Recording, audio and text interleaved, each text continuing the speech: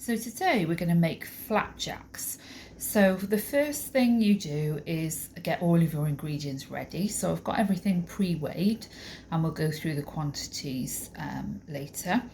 But in the saucepan I've got some margarine, some brown sugar and some golden syrup. If you haven't got brown sugar you could use white sugar, that's fine. And we're going to melt this over a medium heat. So the pan is on a medium heat. Don't put your spoon in straight away because otherwise everything is just going to stick to the spoon. But once it starts to melt, you can give it a little stir. And as soon as everything's combined and the butter's melted, you take it off the heat. You don't really want it to bubble and you don't want the sugar to burn. So as you can see now, the butter is starting to melt, so we can give that a little stir. So I've got the heat on number 5. If it starts to sizzle a bit too much, then you can turn it down. And obviously if you've got a gas cooker, then you want it on a sort of low to medium flame. So you can see it's almost melted, just stirring it now until all of the butter is melted and the brown sugar and the golden syrup combines together. So now that the butter is all melted and is mixed in with the brown sugar and the syrup, you can turn the heat off. Just be careful because it can get very hot and melted sugar can give you a nasty burn, so be really careful. So you can either leave the pan on the cooker while you add the other ingredients, but make sure your heat is turned off. Or you can move it onto a worktop, but if you're going to do that, make sure you put it on top of something like a trivet. Otherwise you could end up burning your worktop. So you can see I've got my pan on a trivet. That's just so it doesn't burn my worktop.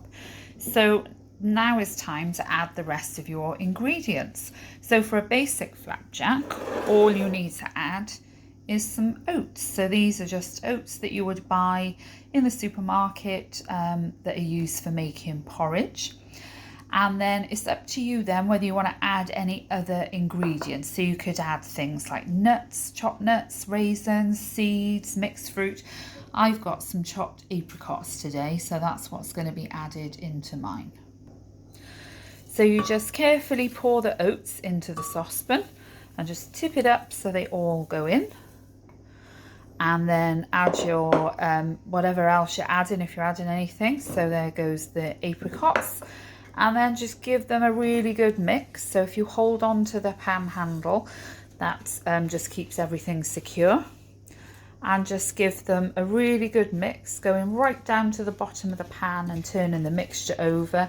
And what we want to do is get those oats and apricots all coated in your sugar and syrup and butter mixture. So give it a really good stir, and then the mixture almost looks a bit like a wet sandcastle at the beach. That's what it always reminds me of.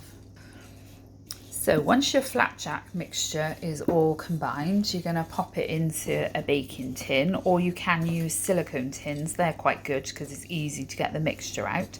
So in school we tend to use our round sandwich tins, but I've got this square one here today. I am going to pop in a bit of greaseproof paper and just lightly grease that with a little bit of oil, just so that my flapjack doesn't get stuck in the tin. And because this is a nice non-stick tin, I don't want to scratch it by having to scrape flapjack off the bottom. Okay, so we've lightly greased the tin with a bit of oil. If you didn't have any oil, you could use a bit of margarine or butter. And then you're just going to spoon the mixture in or tip it in from your saucepan. If you spread it out through the tin as you go, then it makes it easier then to spread it out when you're done, rather than putting it all in the middle. And you're going to just spoon it all into the tin and then press it down afterwards. It might be easier to press it down with the back of a metal spoon.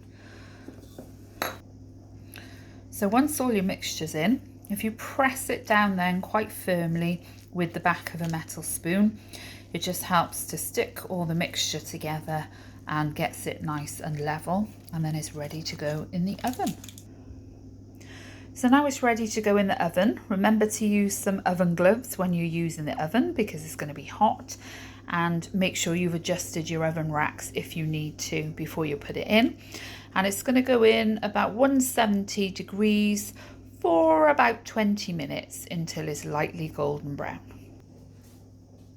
So whilst your flapjack's cooking, then you need to make sure you wash up all of your dishes you've used, dry them, put them away and wipe down your surfaces. Once your flapjack is cooked, it'll come out of the oven looking like this. So just allow it to cool a little bit, and that means it will set, and then you should be able to lift it out quite easily. And then if you mark it into squares before it cools completely, otherwise once this goes hard it'll be hard for you to cut up. Enjoy.